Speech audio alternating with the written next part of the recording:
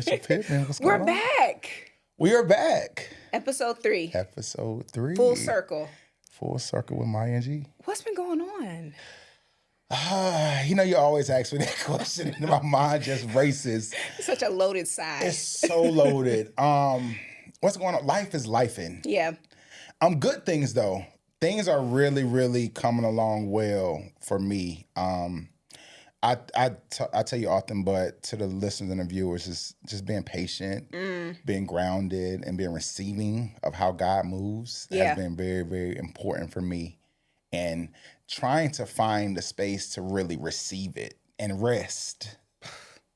So that is a theme for me. So that's kind of what's going on. A lot of really, really good things. You guys will see them coming and be on the lookout for that. But a lot of good things. A lot of really good things. Yeah. And some things I can say, some things I can't due to contracts and stuff. But things are really moving well. So things are on the come up, on a consistent come up. So that's good. What about you? No, I love it. I was thinking about that, and moving is such a pertinent word because that's literally what we've been doing. It's just constant movement. We were talking before this, calendar's always full. And it's like, what? You can look up and the day is gone. And it's like, look at everything that I did in a day. So for me, just, again, like life, it's a busy season. The kids are growing. They are. Family's doing well. We have a lot of projects and things just moving, going on.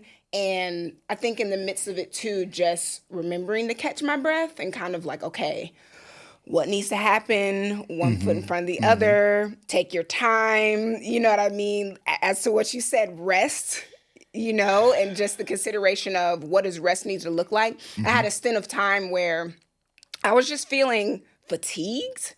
And I'm thinking like, man, what is that about? Like, I'm eating well, what's going on? And then I realized, I'm like, yeah, but you're only sleeping like 6 hours, And so there's like this thing in the mom community where you go all day. And then by the time you get your kids to bed, you're doom scrolling till like 2 a.m. because it's the only time that you have to yourself. So I find myself doing that. Like, I'm like, okay, it's time to go to sleep. It's time to rest, decompress. But I'm like, yeah, but this is the only time that I have literally been by myself. No one has been tugging at me. No one has been calling, asking questions. Right. But it's like it's an insane balance because where does the rest come in? How do you take care of yourself when you need yourself? It's funny you say that because I'm thinking tired and fatigue. You said you felt fatigue. How do you know what is fatigue as opposed to just tired? Because I don't know if I know the difference. I'm sure people know when they're not firing on all cylinders. And a good gauge for me is when I consider the impact that my energy has on other people. Because I feel like I have a positive impact on others. I try to have that on my husband, my children, my friends. You do. When I'm not interacting with them at a level that meets my expectation or standard, or I see maybe how they react to me, it's like an automatic mirror, like, hey, tap in, like, are you okay? And 9 times out of 10, you haven't sat down and you're tired. So you need to kind of offload. Okay. Right? Okay. So that's for me. Like, how do you know? How do you know when something is just not feeling right? It's off. That's interesting because in my men's group that I have every Tuesday, we talk about just body scans and awareness and kind of where are you today? How do you kind of gauge that? Like, what does that feel like? And again, I kind of guide them in building their awareness of how they feel and present at all times, right? And I think for me, I listen. I'm learning to really master the internal dialogue thing. That's hard for someone that struggles with focus. So for me, I've learned to really listen to myself and really do a really good body scan. Yeah. And I'm similar to you. Like if I'm irritable a lot, like I'm very aware of that. Or if I'm like restless at times, like if I'm trying to sleep and I really can't sleep, or if I lay down and my mind is racing, like I've trained myself to really, I guess, hone in on that skill to where I can kind of tell, okay, yeah, like this isn't it, or I'm feeling fatigue. I would say, well, kind of what you share, like with fatigue, I guess that would be for me feeling kind of tired on maybe a continuum where I've tried like the sleep and the naps and things. I still feel like I don't really have it. So I think that's what fatigue is for me. So once I've taken a few naps and I've slept my 6, 7, 8 hours and I still feel like, okay, I'm still not there, that's when I know, okay, there's something else. So I guess that's kind of how I gauge it. No, I get it. And so, I mean, we're talking about rest. We are talking about rest. We're talking about rest, and it's interesting as you're talking, I'm thinking, okay, we're talking about naps. You know, the other night I fell asleep in my daughter's room at like 9 o'clock, and I woke up feeling amazing. Ooh, how long did you sleep? About 9 to about 7. Oh, I thought you was going to say about 9 to 9:30. I woke up at like 5:30, and you know that moment, those moments you wake up and you're like, ooh, I woke up a little early, I get a little bit more left. But I was like, telling someone like, I needed that. Ooh. So you've got this physical component of rest, but then I also realized like, man, this has now impacted everything that I'm going to do today. It's impacted how I'm going to interact with my clients. It's impacting how I'm going to show up for the house, for the business, all of those things. And so when we talk about rest, I feel like it's kind of twofold because I have moments during my day that are screaming, hey, like take a beat. It's time to rest. But then there's this other side that's like, yeah, but you have this, you have this, you have this. So from a mental standpoint, how do you rest in terms of like offloading? Here we go again with the questions.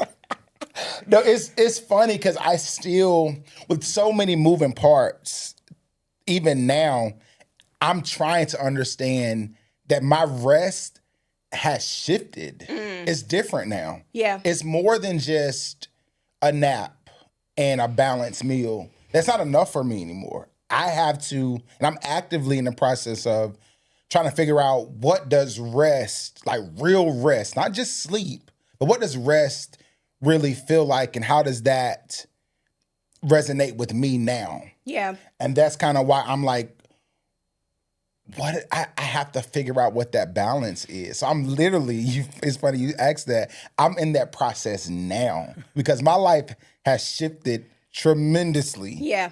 So I'm like, a quick nap ain't enough. It's not enough. And you know, so this shows up in my clinical work a lot. Yeah.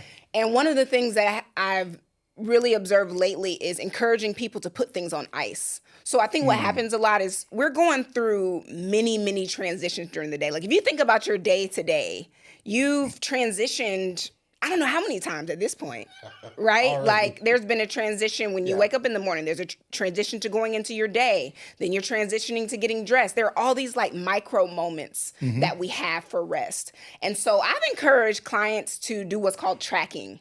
So I said, look, take off the responsibilities, take a day and just track your habits. Notice all of those moments where you bypass the opportunity for rest. And let's just see what you come up with, right?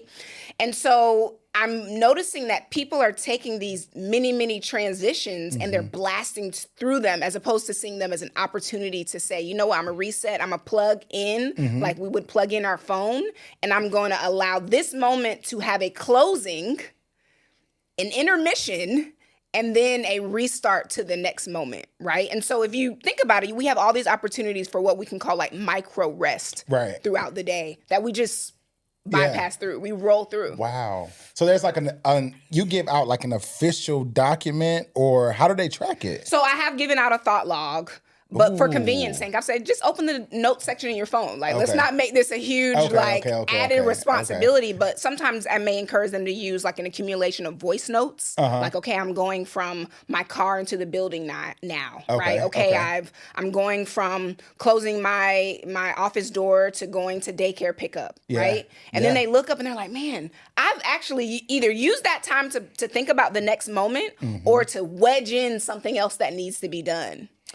Question, would they outline their day prior to, or do they kind of log it throughout the day and y'all kind of review it? Like, what's the process? Real time, baby. Ooh, real I like time. this. And you know, I'm about mindfulness, being present. You are. You know, and so we have to kind of slow down and be in it. Not release these expectations that like everything has to be pristine and perfect. That's where I'm like, look, if a thought log works for you, do that. If not, record a voice note. Gotcha. You know, or, you know, a lot of times people will say like, I didn't really do this, but I thought a lot about it. So we'll be able to process and talk about it. Nice. And see what they come up with. But, you know, I've done that myself. And I think the kicker is, okay, now that you've come up and you've tracked and you've made all these observations and you've processed and all these recognitions, what are you going to do with it? See, that's the thing. It's funny because same idea, but not that. I kind of give my clients autonomy to do that. And sometimes they do, sometimes they don't. Yeah. But I do like that though, because I feel like, especially with my Black men, there are sometimes they get so caught up into the roles that they have to play in the home that rest and relaxation and those things are like not even like a thought. Yeah. So it's like trying to help them understand and give them the permission to step into the process of rest. They struggle with it. And I think that mindfulness and awareness activity would be good. That's why I was so fascinated with it. Like, wow, because I kind of like, we'll review it and we'll kind of check in the next time we meet, but I never really get like a true log of what does it look like? What can you change? What can you alter? And what does this feel like? So that's impressive. And at the end of the day, it's a fostering of awareness, right? I'm Always. now aware of what my day really looked like and what my opportunities look like. You know, my opportunities for rest. And then here comes the big barrier though, right? That I'll pose to you. Uh-oh. What are the barriers? And look, I'm not perfect. Like I said, I fell asleep in a top bunk next to a 4-year-old. I was gonna say, it sounded like you passed out. I passed out. For 9 hours. I think my leg was hanging off the rail. Okay? This was not a beautifully tucked in situation, okay? I passed out. Knowing you, I'm dying because I can see that. Passing out was a thing. It's a thing. And that was the result of me often bypassing opportunities because there's this anxiety that, well, if I take a moment to rest, I'm going to be backed up on my responsibilities or, you know, I'm going to have to push this off till tomorrow. So those are some of my barriers to rest. Some of my barriers to rest are the anxiety of an elongated to-do list that's already spilling over, right? Feeling like I can actually accomplish a to-do list. So like, what are your barriers to rest? What is it that causes you to bypass through those moments and opportunities? My barrier, like I have my hard stop, right? Okay. So my barriers of rest are, I've learned this just today. I have to build a better schedule. Because I'll push it to the limit, and I'm aging. Here we go. I'm aging. You're 50. I'm 50 years old. Last episode, I was 40. This episode, I'm 50. And I'm aging. So it's like the packed schedule that I could do at 23, I physically can't do that now. It's like waking up and you sick, and you're like, how am I sick? Like, what is this? And I'm aging. So it's like, it's those things like, I have to accept just not the numerical age piece, but the whole, everything that's attached to me being my age. Ooh. And I think that my hard stop is my hard stop.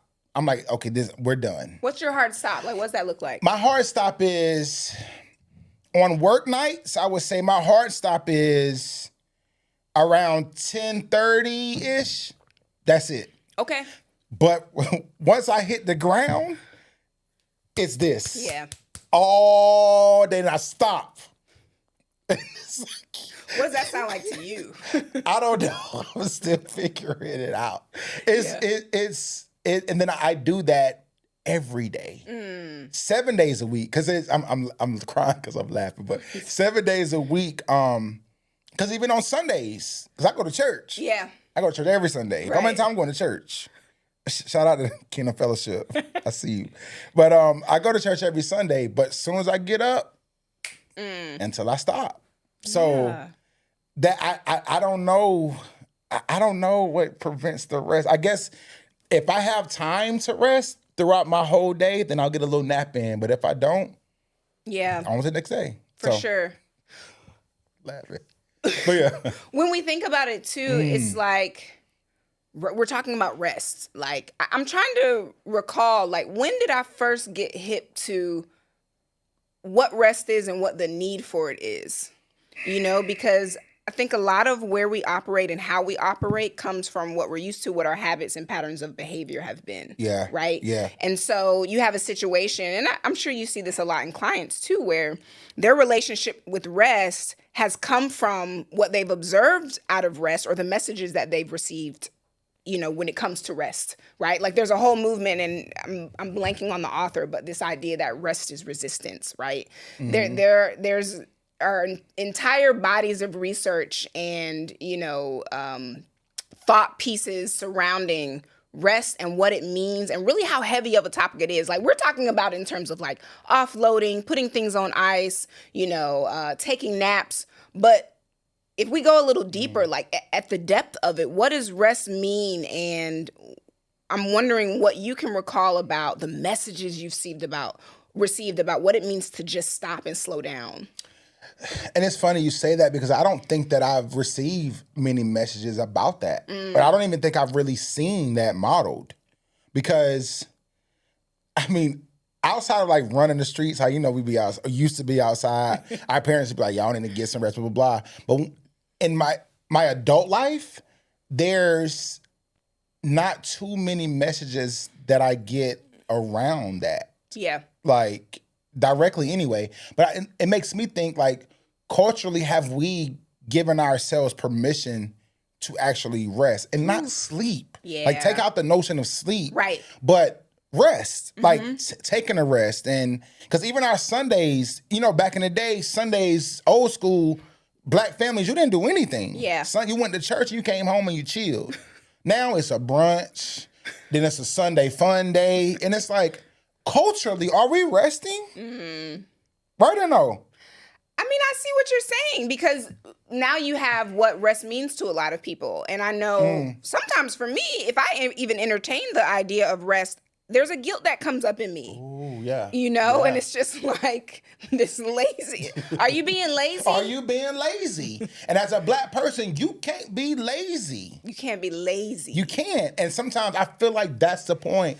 Like, we have misconstrued rest with laziness. Yeah. And we don't give ourselves that permission. It seems like it doesn't matter what we do throughout the week. If you try to rest, and again, I'm taking the notion of sleep out of this. Sure. It's like, there's this list of things you need to do. You being lazy. And it's like, am I? Yeah. Yeah. And so in comes the question that I often pose to my clients. Like, what does it mean if you take a moment? Like, what would that mean if you took a moment? Because one of the places and things that I always impart are sometimes our feelings and our minds have to catch up to what our body does. Yes. Right? So there's a mind-body connection to this whole thing. And so I've encouraged people, look, I don't care if you feel like you're in excruciating mental pain and you just want to sleep. Set a timer and don't do anything for 5 minutes. And you would be surprised how challenging that is for people. That brings a question for me. Taking sleep out, what does moments of rest look like? Because I don't even know if we even know what that looks like. Can we break it down to just stopping? Stop what you're doing. Stop. Stop what you're doing. And is that like stop, like turn the TVs off, put the phones down? Because sometimes we say, I'm resting, we start scrolling. And it's like, are you resting? Get off the hamster wheel. Get off the hamster wheel. Stop, right? So we have stop. And then the other thing that comes up for me is stillness. It's like, when do we have an opportunity to just exist and be? This sounds so foreign to me. It's like, and wow. Fair. Here's where it came up for me, right? When I completely changed my career life. When I completely shifted, and my husband, our whole household shifted what working life looks like and what we've always seen it to look like and what we've understood it to be. And what that did when we transitioned out of, traditional 9-to-5 working is we saw all these pockets and opportunities of what it means to just be. So, for example, you see a lot of things these days about like slow mornings. There have been times where I've looked up and I've been sitting at the table with my whole family at Tuesday and it's 8:30 and we're eating. And it's just like, wait a minute. In trying to be in a place of mindfulness as often as I can remember, I stop and I'm like, this is rest. Like we're doing something, but we're pausing. We're leaning into life. We're leaning into like existing without feeling like we're in a constant state of urgency. And so when I say stop, it may not necessarily look like, and maybe it does sometimes look like stopping and being silent. But I think it's this idea of, can we release this sense of urgency that we have? It's funny. I think you summed it up for me. I recently went on vacation, and I was telling today, I felt felt exhausted even after. I was like, wait, this is not the purpose. And you shared something earlier about, I forget how you mentioned it, but you said like, essentially what you were doing before, if you go on vacation, do the same thing, then it kind of defeats the purpose. What did you say earlier in regards to rest? You said something like the things that we do that makes us tired, we can't do those things. And then I don't know what it was, but you said it like something like that. But either way, it was like I took the urgency and the hustle and bustle on vacation with me. And that's why I was just like, there was no stillness in my whole vacation. Wow. There was no stillness. I was constantly moving. And I was like, why do I not feel like I was on like constantly, urgently moving the whole time? Yeah, but think about it, right? That's what your body is used to. So how would you know? And I've heard this before. It's this idea of we cannot heal within the same means of which we've burnt out. Right? It's like, and that's where this whole idea comes from, that like people are like, I need about 2 days to settle into vacation mode because, you know, I got to disconnect and get ready for rest. So you have that whole thing, right? The preparation for of rest. Like, and I've taken that to heart too, because I know exactly what you mean. It's like you can be plotting until the very second the gate closed. And it's like, you're on vacation now. You know, to the last minute, you hit that email signature, and you're like, all right, I'm on vacation. It's like, I still feel just amped up as I did before I left. Like, when do you say you're unavailable? You're unavailable. You're unavailable. Let's just be unavailable. It's okay. Yeah, there was no stillness. Yeah. Ooh. It's so now you see where that whole idea comes of, even if you feel like you're in excruciating pain, just stop. Just stop. Allow your body to get used to something new and different. Wow. Like, recondition that. Wow. You know? Adopting stillness is a lost art. We've completely just, because like you even said, like sitting down and having dinner with your family, now I see the importance of that. I grew up with that. Hold on, let's pause. That was breakfast. Oh, breakfast. So the slow that morning. makes a difference. That makes a difference because there's that, right? It's like there are these societal messages that your morning needs to be productive. Ooh. You said it earlier. Ooh. The moment my feet hit the floor, it's like we gotta maybe consider interrupting even those beliefs that we have. Like, this was in the morning. Wow. That's why it was such a moment, because I was like, this is like existence. Like, this is what living is. Mm-hmm. Yeah. Wow. So something to think about. And mind you, again, like I'm taking opportunities to practice that, because, you know, it's a skill. I just met with a friend recently, a really good friend from Carolina. Shout out to UNC Chapel Hill, Tar. And we joked about how back in the day I walked really fast. I don't know. I walk really, really fast, and I can think about childhood being walked fast, and it's a running joke with my friends and me. Like, I move fast, and my friend I move fast too, so I don't either. My friend was cracking up because I used to like go really hard. Like, why are you moving so slow? You know, and she's from a totally different state, and she was just kind of like, why are you moving so fast? You know, and so there's like, okay, there's a reconditioning I have to have with what it means to, you know, take my time, you know. I could just pass out because I move fast. Yeah. And my dad hates it. Oh gosh. My dad is like, what are the things that he says? Slow down. Why are you rushing? You need to rest. All the things that you just said to me today. My mama used to call me a turtle. She said, you're moving like a turtle. And now you're again, like, yeah. Messages. You like I drive too fast. Like, he's like, why are you always in a rush? Wow. And I'm like, I don't know, but why are you not in a rush? So you live in DC. Do you feel like your environment has anything to do with that? Absolutely. Yeah. It's everything is hustle and bustle all the time. Hurry up. Like, I have a cousin that stays up there too, and when we come home, when we're driving, I think she drives fine. My family's like, y'all drive crazy. Wow. And I'm like, wow, it's conditioned us to always like, and you pack your days out, you do all these things. Yeah. And then you go from there. I know. But yeah. And so it's not just us. We see this in clients. We see this in ourselves. And we have people who seek insight. They send us letters. All the time. Right? Let's see what our new one is. I think it may have something to do with rest. Like what? Yeah, let's get into the letter. Okay, let's hop into the letter. All right, you ready? Let's do it. All right. Dear Full Circle, I'm a 38-year-old father of two, divorced 3 years now, and trying to co-parent with grace most days. Ooh, I felt that. I spent most of my adult life believing control was love. If I could fix it, manage it, plan it, I was being responsible. I was being a man. But lately, everything I try to grip is slipping away. My daughter's been pulling away. I can't tell if she's just being her own teenage self or if there's something deeper. My ex and I barely speak unless it's logistics. And to be honest, I don't trust myself to date again, even though I want to. I keep hearing people talk about surrender, especially in therapy, but to me, it sounds like just giving up. And I don't know how to do it without feeling like I'm failing somewhere,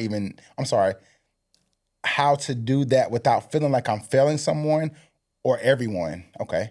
I'm exhausted from trying to hold it all together. I was asleep, but I never rested.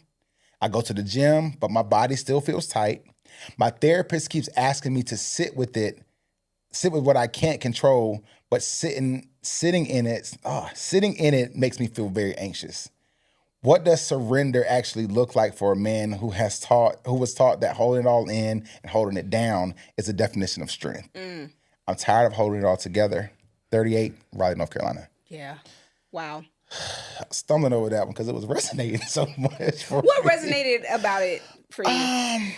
Just trying to have it all together all the time, and then not giving, how he was sharing, like not giving himself the permission to rest, but still trying to show up in all the ways all the time. Yeah.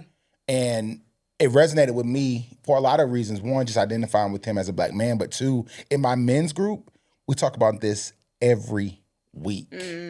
And trying to give them insight, but give them support and even new ways to kind of navigate that stuff. Yeah. But the expectations that come with that, we do them, but there's a whole emotional experience that's attached to that we may not even have any way to kind of navigate it or true understanding of what that is and what that feels like. Yeah. So on paper, we're doing the things. Once you get those good brothers that are doing, they do the things, but there's this whole emotional experience. It's like you shared with, it's that one of your friends working, dog tired, passed out. Mm-hmm. And they was like, hey, good to see you. And they were like knocked out sleep. Yeah. And it's like, it's funny because on paper, I'm sure they're killing it. Yeah. But there's a whole emotional experience on what does this feel like, feeling exhausted, the emotions that are attached to being exhausted. Like there's this whole experience that we either don't recognize or don't talk about out loud. So hearing that and hearing him kind of ask for support definitely hit. For sure. You know, what stood out to me, that word release.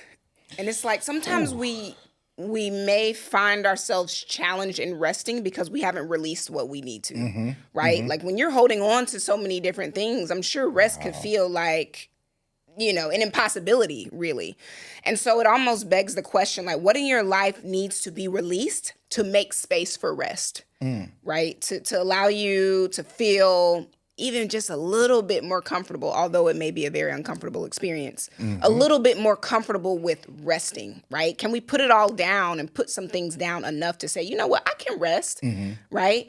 Because that brings up another issue that I see a lot with rest, which is associating rest with reward.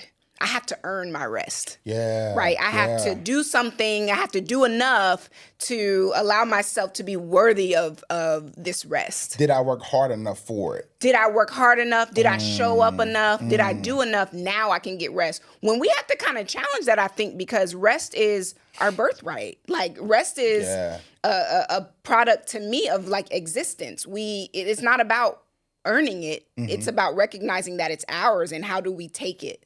You know, I've seen a lot of my friends have kids, right? And they have the toddlers, and kids are, you know, they're roaming the world, they're understanding the world. Sometimes they tear the house up, upside and downside. They tear it up, turn it up. And then they see their kids sleeping. And they be like, nah, he done tore up my whole house. Now he in here knocked out sleep. So in his mind, he's like, regardless of what happened, I'ma still get my rest. Yeah. So it's like he doesn't need permission for it. So kind of Right. like you shared. So hearing that, it's like, I don't care what happened today, I'ma still get my 8 to 12. Yeah. And I think that is what we should retrain our brain to kind of, adopt or re-adopt. Like, we still deserve that's why I have that hard stop. Like, Yeah. my hard stop is my hard stop. So hearing that made me think about how I see all my friends with kids. And they be like, yo, he knocked out, like, my house is not trash. And it's like, yeah. But Unbelievable. But to his point too, he said that he was tired. So it's like, you've done all this, you've given all this, you've tried to stay connected, you've tried to be in control, and you're still tired. Like, we can't outwork ourselves, out of rest. Like, regardless of how much we do, it still inevitably has to be a part of what we need in terms of like rejuvenation, health even. I'm gonna tell you another one.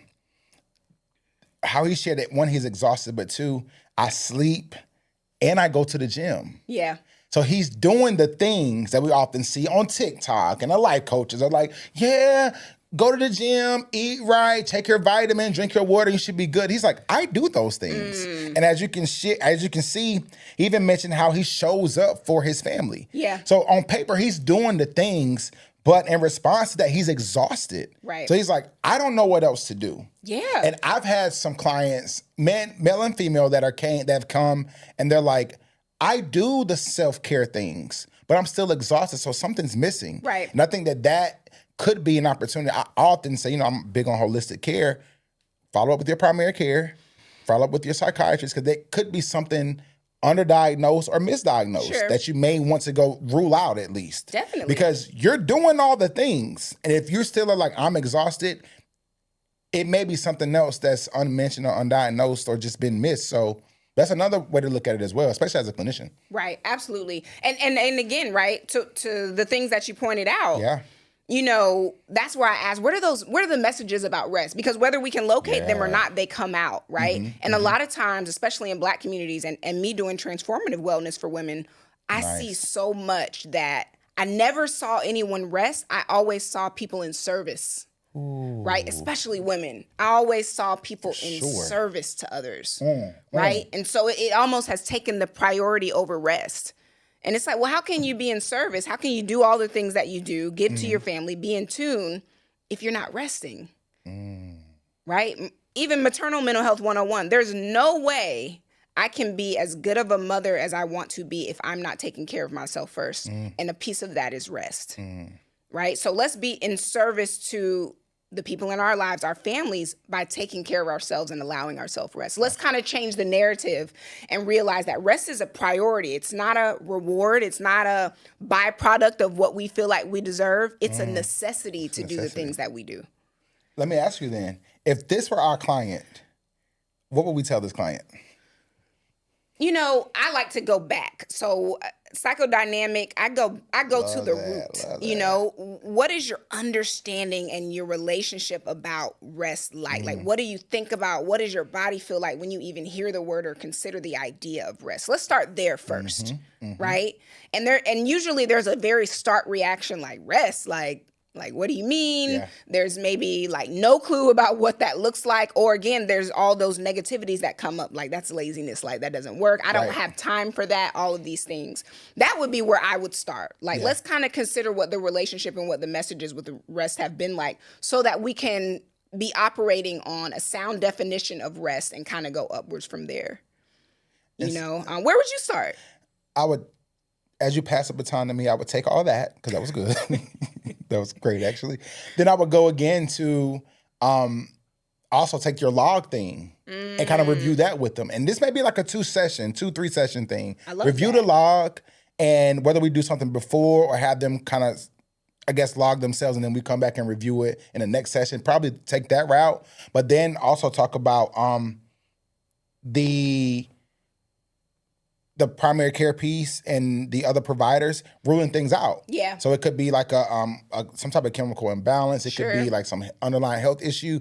Understanding that like that those also play a part in our mental health. Yeah. And then going and following up with those providers to just root anything out that could be there that's lingering. But that collectively will probably be what I would do to kind of support this brother, because it's fair. He's carrying some stuff. He's doing the things, checking off all the boxes. He's showing up in all the spaces where he should show up, but then he's trying to surrender, and he's been exhausted, and then trying to, balance that is tough. It's difficult for him. Yeah. So I can see why he could be stuck for sure. For sure. And clinically, if I were to take that, one of the things that I always ask clients, like, regardless of how you feel about it, based on this log, where do you see or what do you think could be done differently? Oh, to make it collaborative. This is where the challenge piece comes in, right? Even if it feels like the smallest thing. Sometimes for me with clients, it's like, 3 minutes, what could be done different with these 3 minutes? Just to begin, really dropping the seeds of where change could potentially reside, where the shift could be, the challenges to discomfort, leaning into, hey, well, as opposed to doing it this way, what would it be like if you did it that way? Yeah. You know? Just to begin getting the wheels turning on, I don't have to be the same. And as a matter of fact, I can no longer afford to do things the same way.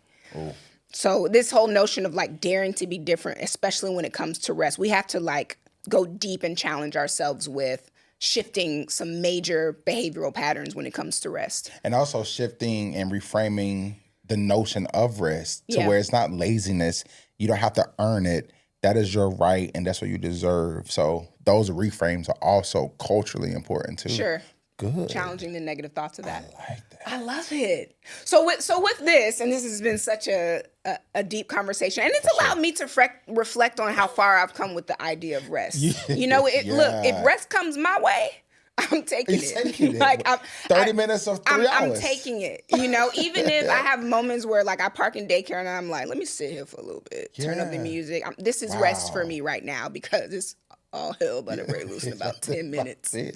But so the stillness sounds important to you, man. We're always like, life is short. Life is also very long. It's very long. And so it's like, am I going to spend my long life that I've been blessed, however long that looks, I'm going to be moving the whole time? Like, when do I get to exist? Wow. Like, when do I just get to be who God has made me to be, and just be in that moment? That's huge for me. Like, I don't want to waste all of this on just doing stuff. That's the full circle moment for me. You know what I mean? It's just allowing room and space for existence. That's what motivates me to rest. What's your full circle moment? I would say mine is two things. Reframing the thoughts of rest and what that really means, and not giving myself permission in the sense of I have to earn it. It's like, that's just something that I do. Yeah. And then adopting and really honing on stillness, because there's no stillness for me. The only stillness is when I go to sleep. And sometimes I don't even sleep because it ain't stillness in that. Right. But this has literally shifted my whole brain to where I have to adopt stillness. I needed this today. Man. And so I'm posing that. She did this on purpose. She had to do this on purpose. But I'm posing that. I love this conversation, but I'm posing that to our listeners. Like, please take a moment to recognize even where your opportunities for micro rest might be. Like, through your everyday life, challenge the notions of rest that you've held that have, operated as barriers or challenges to rest, and take an opportunity to just live and exist every once in a while. Yeah, just once. Or more than once in a while. More than once. All the time, as often as you can, and adopt stillness. I love it. That's such a great full circle moment. So, awesome episode 3. I can't wait to join everyone again, because we're going to keep the conversations going. You know how we do. Keep it going. So good to see y'all. Thank y'all for listening. I Until love next time. See ya. Yeah. This life will give you lemons and will give you lemonade. Just take the sour, mix it with the sweetness anyway. One thing about ingredients, they all inside of you. Maya and G just got the recipes for you to follow through. And when you do, pour it straight up to the top, toast it on up with a friend. Sit back, relax a little, laugh how you'll begin again. We know it's hard to move when it seems like you can't see, so go ahead and hit subscribe. Supplement your therapy with Maya and G. Yeah, it's full circle with Maya and G. Yeah, always for us and by us, never really about me. Come full circle with Maya and G. Yeah, this is full circle with Maya and G.